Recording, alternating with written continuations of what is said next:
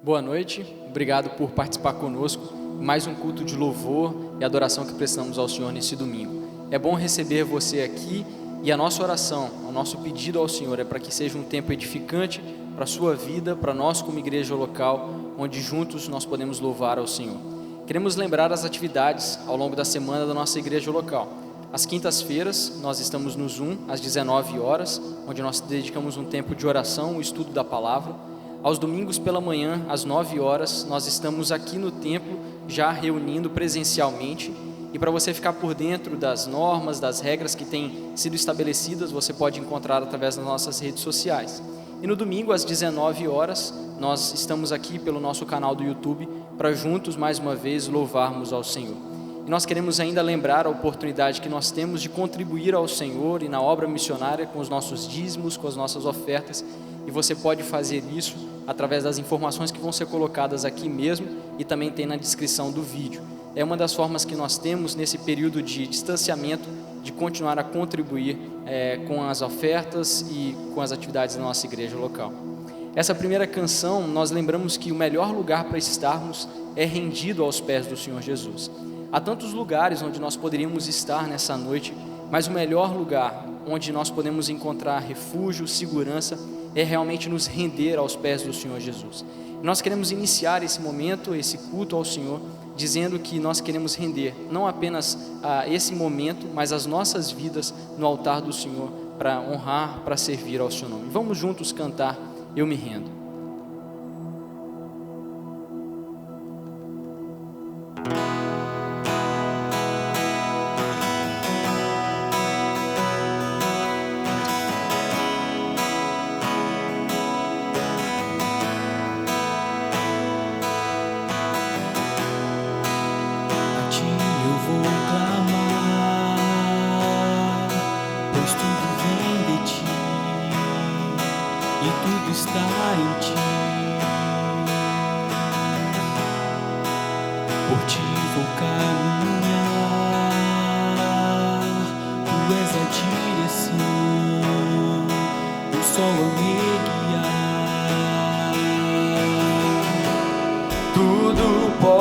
Passar,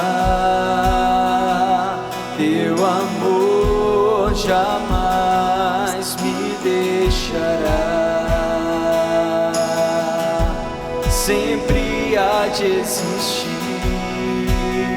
novo amanhã preparado pra mim, preparado pra mim.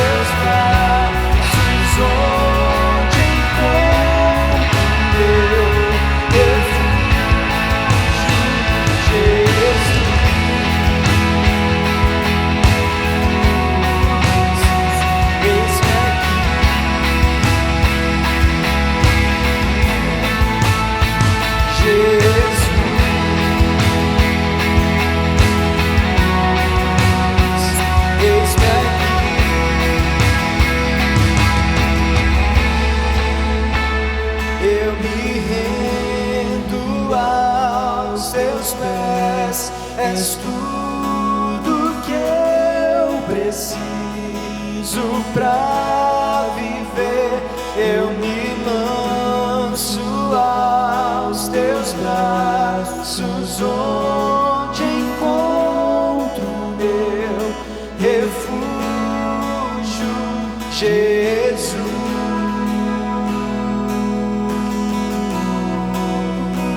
Eis-me aqui.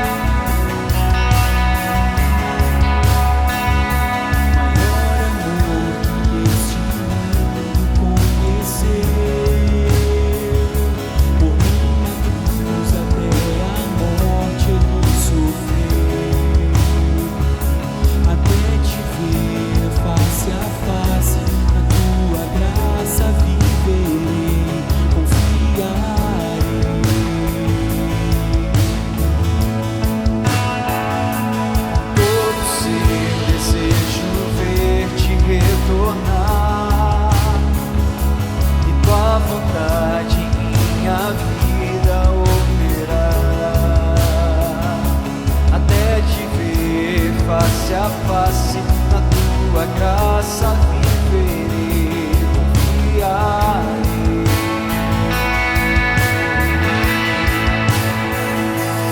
Viverei pra amar-te, pra te dar o meu louvor. Viverei só de ti.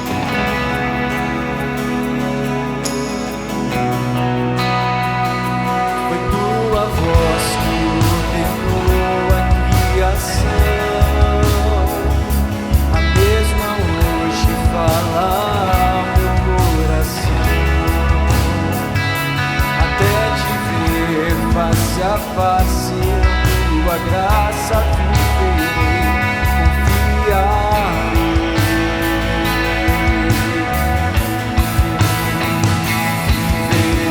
Viverei pra amar-te, pra te dar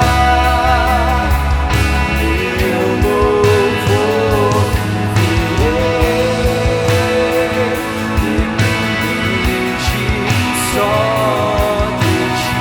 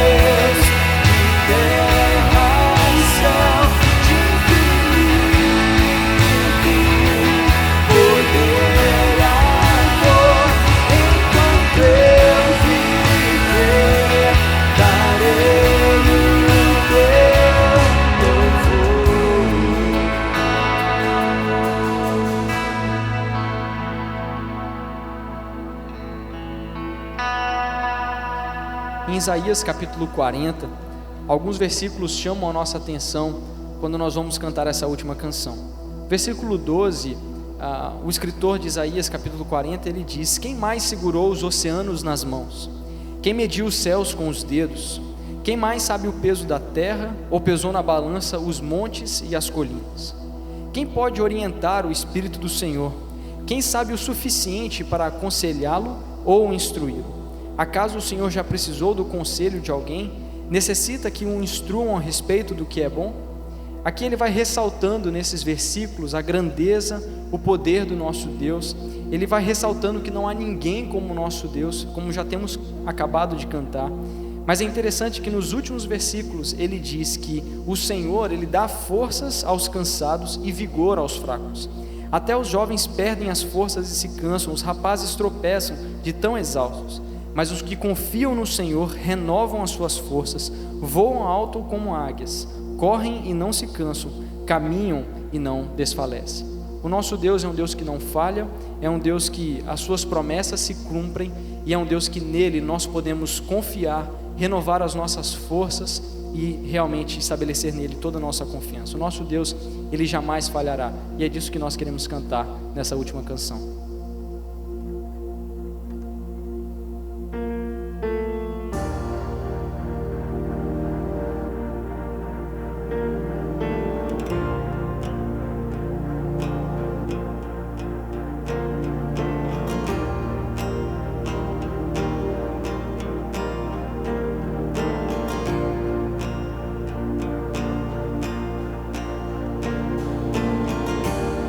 Já dei tantas voltas e não, os muros não vieram ao chão, mas o meu Deus jamais falhou.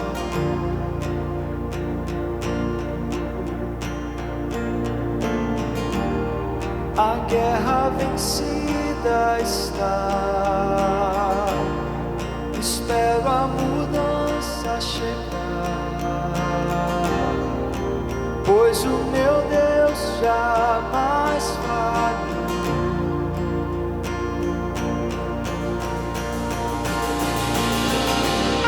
A tua promessa sempre estará de pé, tu és fiel,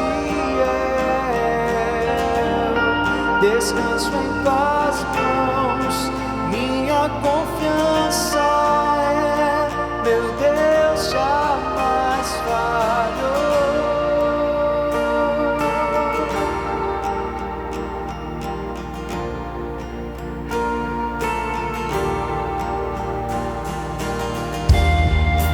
A noite passará, tudo se cumprirá, te louvarei mais outra vez.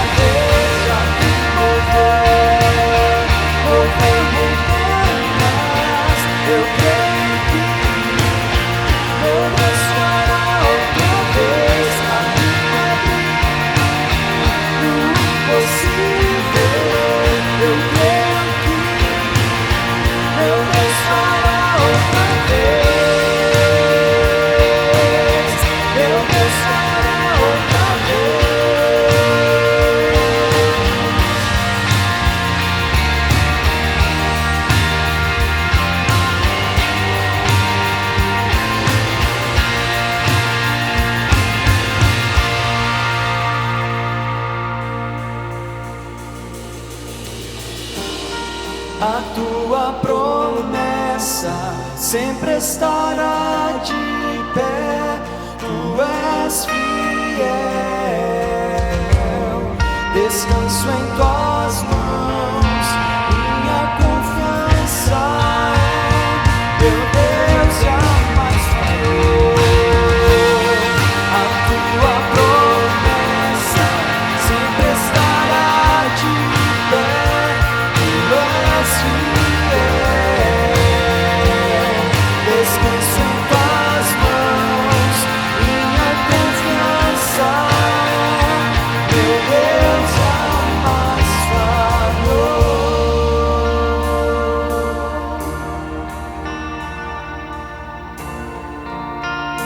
E eu quero me lembrar, meu Deus não falhará. E eu quero me lembrar, meu Deus não falhará.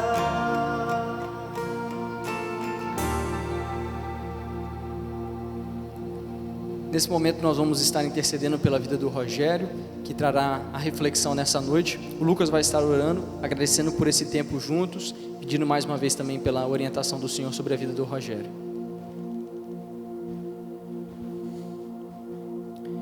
Senhor nosso Deus, nosso grandioso e eterno Pai, nós louvamos o Teu nome, Senhor, pela grande oportunidade que temos de reunidos, de juntos nesse momento podermos entoar louvores ao Senhor, poder reconhecer a Tua grandeza, a Tua majestade, o Teu poder sobre todas as coisas. Como é precioso, ó Deus, poder lembrar da Tua palavra, cantar que o Senhor tem promessas inigualáveis na nossa vida, que o Senhor jamais falhará, nenhuma dessas promessas ficará esquecida. Nós podemos confiar totalmente no Senhor e depositar nossa confiança em Ti, sabendo que o Senhor é o Rei dos Reis, o Senhor dos Senhores, aquele que cuida de cada vida, de cada ser nessa terra. Muito obrigado, Deus, por essa verdade que podemos cantar, que podemos expressar nessa noite.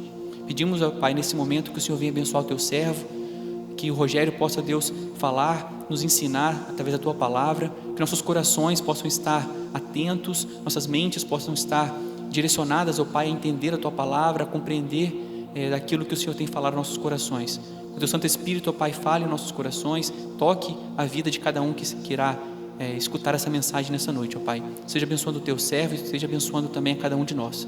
A oração que nós fazemos, agradecidos no nome precioso do Senhor Jesus. Amém.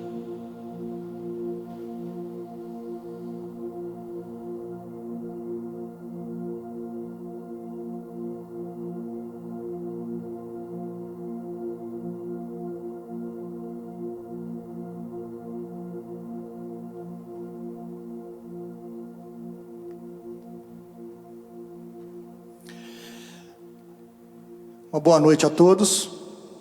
Agradecemos a sua participação aqui conosco. Às vezes eu vou assistir e sempre vejo alguns irmãos que sempre participam conosco, nos cumprimentando, e que Deus abençoe sua vida e que seja um tempo aqui de edificação para nossas vidas, de desafio. A palavra de Deus, ela é repleta de mensagens que nos impactam, que nos desafiam a uma mudança de vida, em cima das histórias que nós lemos, reveladas pelo próprio Deus a nós. Hoje nós temos o privilégio de ter a Bíblia, a palavra de Deus, em nossas mãos, né? Temos várias versões, temos digitais, temos em papel, né? Da forma que você preferir. Nessa noite, eu gostaria de ler em Juízes, capítulo 2, do verso 10 ao 15, e o tema dessa mensagem é uma geração sem memória e um povo sem rumo. E o livro de Juízes, ele nos mostra as consequências que sobrevêm sobre uma nação que abandona a Deus, que se afasta de Deus. Foi um tempo meio sombrio, nefasto ali do povo de Israel. Houve alguns historiadores que chamam de o ciclo da rebeldia. Todo aquele clima pacífico que caracterizou o fim do livro ali de Josué, deu lugar a um futuro nefasto, sombrio do povo de Israel. Então, o conselho que vem desse livro de Juízes é: nunca confie no seu coração. O coração, ele não é uma fonte confiável. O próprio sábio Salomão, lá em Provérbios, ele vai dizer: de tudo que se deve guardar, guarde o teu coração, porque dele procedem as fontes da vida. Vamos ler capítulo 2, o verso de 10 a 15, do livro de Juízes. Depois que aquela geração morreu e se uniu a seus antepassados, surgiu uma nova geração que não conhecia o Senhor, nem tinha visto as grandes coisas que ele havia feito por Israel. Os israelitas fizeram o que era mal aos olhos do Senhor, serviram as imagens de Baal, abandonaram o Senhor, o Deus dos seus antepassados, que os havia tirado do Egito. Seguiram e adoraram os deuses dos povos ao redor, e com isso provocaram a ira do Senhor. Abandonaram o Senhor para servir a Baal e as imagens de Astarote. Com isso, a ira do Senhor ardeu contra Israel, e ele os entregou nas mãos de saqueadores, que tomaram seus bens. Entregou-os aos inimigos ao seu redor, aos quais já não conseguiam resistir. Toda vez que saíam para a batalha, o Senhor lutava contra eles e provocava sua derrota, conforme lhe havia advertido com juramento. Por isso o povo vivia em grande angústia. Até aqui. Tem 7 coisas que eu gostaria de compartilhar com você, que eu aprendo aqui nesse livro de Juízes. O primeiro ponto, que é: um povo sem memória tem um futuro sombrio. No verso 10, nós lemos que depois daquela geração morreu e se uniu aos seus antepassados, surgiu uma nova geração que não conhecia o Senhor, né? Esse conhecimento é o de não ter experimentado Deus na vida deles. Conheciam de ouvir falar dos seus feitos, mas não conheciam o Deus dos feitos. A expressão "não conhecia o Senhor" significava que as pessoas deliberadamente recusaram-se a reconhecer a autoridade de Deus, divina, sobre eles. E eles não eram apenas ignorantes, mas também descrentes em Deus. No início do livro de Jó, a gente lembra lá quando a gente lê, que Jó, ele declara que antes eu te conhecia de ouvir falar. Mais à frente, ele revela que agora os meus olhos te veem. Houve um tempo em que Jó precisou experimentar Deus para que o conhecesse, para que tivesse uma experiência com ele. Quando nós lemos o Salmo 78 e o 106, eu até desafio você a ler esses 2 salmos. Esses 2 salmos, eles sintetizam um pouco ali a vida do Êxodo, aquele tempo do Êxodo, da vida do povo de Israel, e falam sobre feitos e sobre esse abandono. É um resumo, né, da história ali do Êxodo. Depois você dá uma lida. Eu não vou ler porque é um pouco grande, tomaria um pouco tempo, mas todos os sinais cinematográficos ali, naquele período do Êxodo do Egito, feitos por Deus através de Moisés, de Josué, esses fatos já não faziam mais diferença para essa nova geração, né? Ficou tudo no passado como uma história que eles contaram. Então, o Salmo 106 principalmente, quando você lê, você vai ficar atônito com as atrocidades que o povo de Israel fez no meio daquela geração com que eles se misturaram. Eles literalmente viraram as costas para o Senhor, prestaram cultos aos deuses dos povos, das gentes, adoraram demônios, inclusive ofereceram seus próprios filhos como sacrifício em rituais satânicos. Coisas pesadas ali aconteceram com o povo de Israel. Lá nesse Salmo 106 você vai ler um pouco detalhado sobre isso. Mais à frente, se nós continuarmos lendo Juízes, no capítulo 8, 34, já Gideão, juiz, diz o seguinte: os israelitas se esqueceram do Senhor, seu Deus, que havia livrado de todos os inimigos em redor. Parece que a mente deles era meio fraca, né? Eles sempre estavam esquecendo. O profeta Oséias, ele nos desafia dizendo: como precisamos conhecer o Senhor. Busquemos conhecê-lo, ele nos responderá tão certo como chega o amanhã ou vem as chuvas da primavera. Está lá em Oséias 6:3. E esse conhecer é o de experimentar Deus, é o de andar com Deus. Aquele povo, eles não queriam experimentar Deus. O Provérbios 3, 5-6 vai dizer: confie no Senhor de todo o seu coração e não se apoie em seu próprio entendimento. Reconheça o Senhor em todos os seus caminhos e Ele endireitará as suas veredas. Esse povo estava fazendo o contrário desse Provérbios, né? Eles estavam confiando no seu próprio coração. E eles se esqueceram dos mandamentos da lei de Deus. Colheram com isso consequências nada agradáveis, né? Se nós lemos as promessas das bênçãos da obediência, lá em Deuteronômio 28 vai falar: se vocês obedecerem fielmente ao Senhor, o seu Deus, e seguirem cuidadosamente todos os seus mandamentos, que hoje lhes dou, o Senhor, o seu Deus, os colocará muito acima de outras nações da terra. Todas essas bênçãos virão sobre vocês e os acompanharão, se vocês obedecerem ao Senhor, o seu Deus. Olha que promessa Deus fez para eles. Em contrapartida, as maldições da desobediência. Deus também faz uma promessa caso eles desobedecessem. Entretanto, se vocês não obedecerem ao Senhor, o seu Deus, e não seguirem cuidadosamente todos os seus mandamentos e decretos que hoje lhes dou, todas essas maldições cairão sobre vocês e os atingirão. Então, naquela época, Deus tinha bênção, mas também tinha um castigo para eles. O que acontece é que muitas vezes, nós, nos nossos dias também, queremos somente as bênçãos, mas não queremos o Deus das bênçãos. Isso estava acontecendo com aquele povo, né? E vem uma pergunta: você quer ser abençoado? Honre a Deus com sua vida, com suas ações, guarde a sua palavra no seu coração, e terás um futuro certo com Ele. Ele mesmo tem preparado um lugar para aqueles que o temem, né? Lembre-se, ter um coração voltado para Deus e a sua palavra é igual a ter um sentido na vida. A vida sem Deus, com o nosso coração sem Deus, não tem sentido, não tem futuro. O futuro é sombrio. Aquele povo estava assim, com um futuro incerto. O segundo ponto que eu aprendo, que falta de liderança, um povo sem rumo.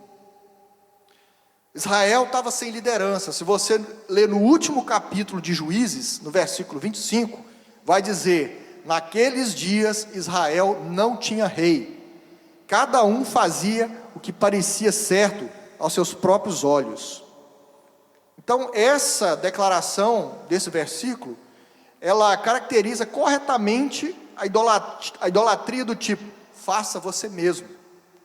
Sem um rei e aplicação sistemática das leis de Deus ali, quase não havia limite ou fronteira definidas, né, para o povo. Eles faziam o que dava na telha, como se diz no ditado, né? Os líderes espirituais daquelas nações, aqueles líderes fortes, Moisés, Josué, e até alguns líderes que morreram depois de Josué também, já não estavam mais presentes ali, né? Cada tribo já havia recebido a sua parte, a sua herança, a sua terra, e cada líder individual ali das suas tribos, né? E não havia um líder geral. E as leis que Deus havia dado, elas não haviam acabado, elas não tinham sido extintas, elas ainda estavam no meio do povo. O que aconteceu é que os levitas e os sacerdotes, eles parece que não estavam fazendo o seu trabalho ali no meio do povo. O povo não estava mais lendo a lei de Deus, não estava se lembrando mais da lei de Deus. E o resultado foi caos, miséria e opressão. Como consequência, esse povo de Israel, eles seguiram aos deuses das gentes, aos outros deuses, né? Um conselho para a nossa geração, que vem lá de Hebreus 13:7. Lembrem-se dos seus líderes, que transmitiram a palavra de Deus a vocês. Observem bem o resultado da vida que tiveram e imitem a sua fé. Aquele povo, se tivesse imitado a fé de Moisés, a fé de Josué, não estaria passando por isso. Moisés e Josué, eles haviam ficado no passado para eles, já não eram os heróis daquela geração mais. Uma das lacunas, talvez deixadas pelas lideranças, é o de não preparar sucessores para as novas gerações. Os nossos líderes espirituais, os líderes mais idosos, experientes, estão morrendo, eles estão indo, partindo.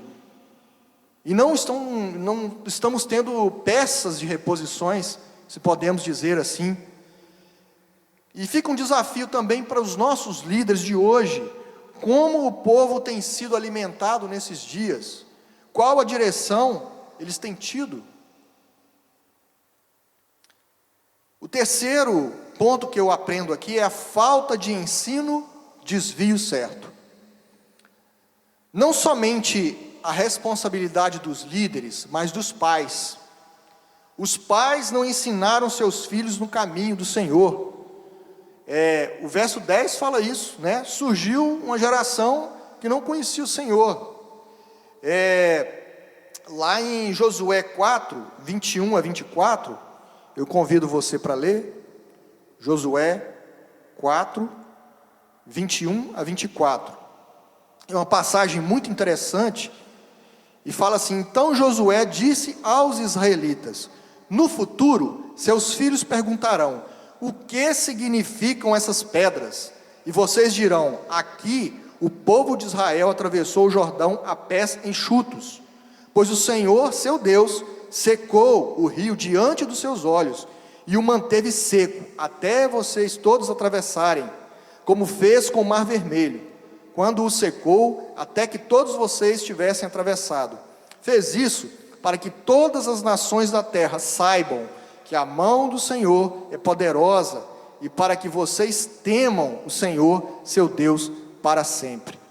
As pedras, eles se esqueceram das pedras. Aquelas pedras já não lembravam mais os feitos do Senhor, não existiam mais memoriais para aquele povo. O salmista, lá no Salmo 78, de 3 a 4, o salmo também que eu desafiei a ler, ele diz que histórias que ouvimos e conhecemos, que nossos antepassados nos transmitiram, não esconderemos essas verdades dos nossos filhos. Contaremos às gerações seguintes os feitos gloriosos do Senhor, seu poder e suas maravilhas. Olha que texto, não é? Que nos desafia, como pais, a ensinar os nossos filhos no caminho do Senhor. Então, a falta de ensino, um desvio certo, a importância do ensino bíblico aos filhos, para que aprendam a temer o Senhor. Ensina a criança no caminho que deve andar, e mesmo quando for idoso, não se desviará dele. Provérbios 22, 6. Eles se esqueceram das pedras. Os pais já não mostravam mais aquelas pedras, como lembrança daquelas passagens a seco, pelo Rio Jordão e pelo Mar Vermelho. Pais, não terceirizem a educação religiosa dos seus filhos. Invista tempo na leitura bíblica, acompanhe eles. Quando eles forem mais velhos, eles não se esquecerão desses ensinos. O quarto ponto que eu aprendo aqui é que o abandono de Deus leva ao fracasso. Passaram a servir os deuses das gentes, e como punição, passaram a ser oprimidos por outros povos. Já não flertavam mais com aqueles povos, agora eles já passavam a servir os deuses daquelas gentes. Se você ler os capítulos iniciais do livro de Juízes, você vai encontrar muita a expressão: e não os expulsaram. A maioria das tribos, quando eles foram lutar para tomar as terras, você vai ver a expressão: e não os expulsaram totalmente. Ou seja, a ordem de Deus, que era para limpar, para matar, aniquilar aqueles povos, não foi obedecida. Aqueles povos se misturaram com as tribos ali que conquistavam aquelas terras. No verso 2, 3, o Senhor Deus fala com eles: eles serão como espinhos em suas costas, e os deuses deles serão como armadilha para vocês. E o povo chorou em alta voz. Sabe, houve um abandono de Deus. Essa palavra abandonaram, ela significa deixaram de lado, recusaram, desapegaram-se, renunciaram, desistiram, perderam o interesse, abandonaram a fé em Deus. Esse processo da erosão da verdade, ele acontece com indivíduos, famílias, igrejas, nações. O Charles Swindoll, no livro A Igreja Desviada, um livro muito desafiador, te recomendo a ler, A Igreja Desviada, do Charles Swindoll, ele vai dizer: é necessário haver pontos de parada ao longo do caminho, pausas obrigatórias para refletirmos se desviamos ou não do rumo. A razão para isso é simples: sem marcos, a igreja se perderá. Conforme ocorre com o processo da erosão, não perceberemos o desvio se não estivermos prestando atenção. Sabe, é preciso parar. Aquele povo não parou, não refletiu, não olhou para trás para ver para onde eles estavam indo, se o caminho estava certo. E Deus fez com que esse povo acampasse várias vezes ali no deserto, em vários locais, andaram em círculo por 40 anos, né? Eles poderiam chegar até 40 dias na terra de Canaã, mas Deus quis que fosse assim. Eles precisavam conhecer a Deus primeiro, experimentar a Deus, né? Há uma frase muito interessante do Marcos Soares. Ele diz que os deuses fabricados por suas mãos são cegos, mudos, surdos, não andam e não falam. Assim ninguém dirá mais o que é certo ou errado. Ninguém exigirá dele conduta adequada. Não haverá qualquer tipo de limite ou controle. Deuses fabricados são adaptáveis às nossas conveniências. Nós os arrastamos de lá para cá, nós podemos trocar de lugar, ou até mesmo podemos trocar de Deus. Tudo isso acontece simplesmente porque, no fundo, não queremos voluntariamente nos submeter ao Deus do céu, ao único que é Deus de verdade. É mais fácil eu criar o meu Deus e projetar nele a minha vontade, do que obedecer à vontade de Deus. Era isso que estava acontecendo com aquele povo. Mas eles esqueceram que Deus não tem concorrentes. O verso 12 fala que abandonaram o Senhor, o Deus dos seus antepassados, que o haviam tirado do Egito, seguiram e adoraram os deuses dos povos ao redor, e com isso provocaram a ira. Tem algumas versões que vai dizer provocaram ciúmes em Deus. Isaías 42 vai dizer uma das leis: eu sou o Senhor, este é meu nome, a minha glória, pois a outro eu não darei, nem o meu louvor às imagens esculpidas. Sabe, quando o povo chega próximo ao Sinai, quando recebe aquela lei de Moisés, o artigo 1, parágrafo único da lei: eu sou o Senhor teu Deus, que te tirei da terra do Egito, da casa da servidão, não terás outros deuses além de mim. Sabe, isso aí era para estar gravado na fronte deles, no coração deles. É a primeira lei que Deus deu para eles. Provocaram a ira de Deus ao construir altares para outros deuses, com seus ídolos, despertaram ciúmes neles. Salmo 78, 5:8. Sabe, Deus não nos divide com ninguém. 1 Pedro 2,9 vai dizer: vocês, porém, são o povo escolhido, reino de sacerdotes, nação santa, propriedade exclusiva de Deus. Assim, vocês podem mostrar às pessoas como é admirável aquele que os chamou das trevas para a sua maravilhosa luz. Quando nós abandonamos a Deus, nós perdemos a nossa referência, a nossa identidade de cristão. Sabe, o Deus que você serve, ele será evidenciado em sua vida, no seu andar. O quinto ponto que eu aprendo é que ignorar a Deus é cair em opressão. No verso 15, vai dizer: toda vez que eles saíam para a batalha, o Senhor lutava contra eles, não a favor deles, e provocava a sua derrota, conforme lhes havia advertido com juramento. Por isso o povo vivia em grande angústia. Sabe, você pode imaginar um fogo queimando e que não acaba. É angustiante, né? É a figura dessa palavra angústia. Então, parece que não tem fim. E esse povo, eles estavam vivendo assim. Os deuses das gentes, eles exigem sacrifícios, mas não dão nada em troca. Os deuses das gentes não podiam fazer nada por eles, não podiam livrá-los da opressão. Sabe, não se pode estabelecer um relacionamento com alguém morto. É impossível, aqueles deuses não tinham vida, eram deuses mortos, eram imagens esculpidas.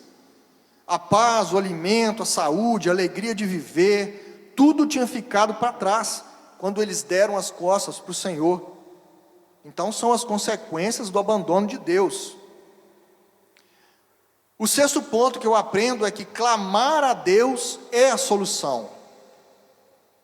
Clamar a Deus é a solução. No capítulo 3, um pouquinho para frente, no verso 9, vai dizer: mas quando não aguentavam mais a angústia, mas quando os israelitas pediram socorro ao Senhor, Ele levantou um libertador para salvá-los.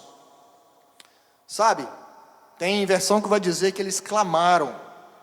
Clamar é mais que orar. Clamar é um grito de desespero, é um último recurso. É um pedido de socorro. Algumas versões dizem que Deus ouvia o gemido do povo, de tanto que eles estavam sendo oprimidos, angustiados.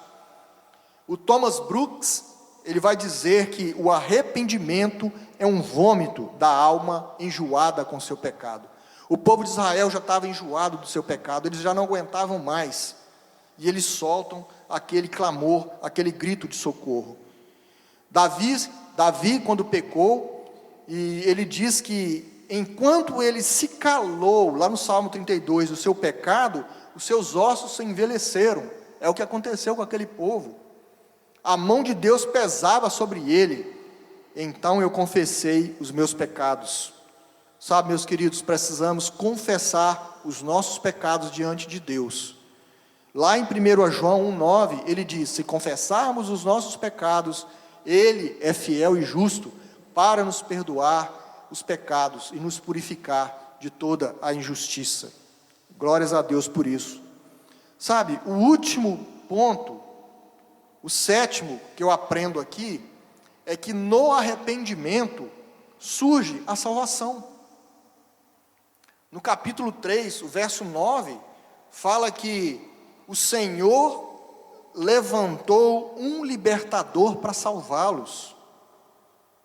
Quando os israelitas pediram socorro ao Senhor, Ele levantou um libertador.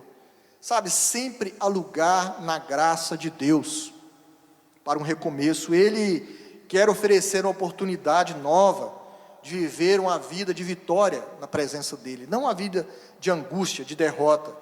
Foi para isso que Cristo morreu, né? Ele foi constituído nosso advogado junto ao Pai, para que se alguém pecar, Ele trate a sua causa. Enquanto estivermos nesse mundo, as palavras como errei, né? Fiz isso de novo, deixe-me tentar novamente, vai fazer parte da nossa vida, do nosso vocabulário. Nós somos falhos enquanto estivermos nessa carne.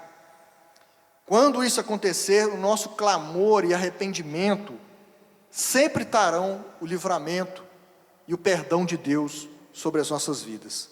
Na carta de Sardes, lá no Apocalipse 3:3 diz: lembre-se do que você ouviu e no que acreditou no princípio, agarre-se a isso com firmeza e arrependa-se. Sabe, precisamos lembrar do nosso primeiro amor. O que percebemos é que no final de cada ciclo, a graça de Deus, ela se manifestava ali na nação de Israel. Os juízes que Deus levantava, é uma figura do próprio Senhor Jesus para salvar o povo, libertando o seu povo da escravidão, do pecado eterno. Então, é preciso olharmos para o passado, avaliarmos a nossa situação, nossos erros, e clamar e pedir perdão ao Senhor, que é fiel para nos perdoar. Assim como o Senhor revelou a sua bondade ao ajudar os israelitas a redirecionar o seu rumo, Ele também nos perdoará e nos redimirá a nossa vida. Então não importa qual a situação você esteja, nunca esqueça da graça de Cristo. A graça é o favor imerecido de Deus sobre as nossas vidas. Aquele povo, eles não mereciam ser libertos da angústia. Mas quando eles clamaram, Deus foi fiel, mesmo diante da infidelidade deles. Deus manifestou a sua graça, o seu amor, libertando aquele povo daquela angústia. E nós vimos que havia um ciclo, né? Deus libertava, eles tinham os 40 anos de paz, depois voltavam a cair de novo, a pecar, ficavam em angústia, eram assolados, clamavam, Deus novamente manifestava a sua graça, levantava outro juiz e libertava o povo, tinha mais um tempo de paz. Sabe, a graça de Deus, ela é infindável, a graça de Deus, ela é soberana. Então conhecer a Deus, andar com Ele, é a receita para uma vida piedosa. Pense nisso. Tenha uma experiência com Deus, vivencie Deus na sua vida a cada dia. Nesse momento de distanciamento social, onde nunca tivemos tanto tempo, né, para buscar a presença de Deus, de ler a sua palavra, de refletirmos, né? Às vezes não pensamos nisso, mas Deus, Ele está sempre disposto a nos abençoar, a nos livrar de todos os males, basta que clamemos. Então, gostaria de deixar essa mensagem, esse desafio com você, e que o Deus da graça, que Ele abençoe sua vida. Vamos orar. Pai, obrigado pela Tua palavra que tem chegado aos nossos corações. Ela nos ensina, ela nos fala como devemos andar. Não vale a pena viver uma vida longe do Senhor, uma vida afastada da Sua palavra, afastada das Tuas leis, das Tuas promessas para nós. É uma vida sem rumo, uma vida sombria, uma vida de trevas. Ajuda-nos, ó Deus, a clamar por socorro, a crermos na graça do Senhor, a graça salvadora, através do Senhor Jesus Cristo, que possamos ter um coração de clamor, um coração de arrependimento, um coração de mudança de mente, para que possamos andar na Tua verdade, andar na Tua palavra, e cumprirmos a Tua vontade para nossas vidas. Abençoe cada um que está nos ouvindo nessa noite. Abençoe cada vida, cada coração, sonda cada coração. O Senhor sabe as dificuldades que cada um está passando, os dramas de cada vida, ó Pai. O Senhor é soberano, o Senhor sonda os corações. Visita cada família, livra de todo temor, de toda angústia. Que o Senhor possa abençoar e visitar com a sua graça cada família. É a nossa oração, agradecidos por tudo que aconteceu aqui, em o nome do Senhor Jesus. Amém. Deliverance, the exodus of my heart, 'cause you found it, you freed me, held back the waters from my release. Oh Yahweh, sing this with me. You're the God who fights for me, Lord.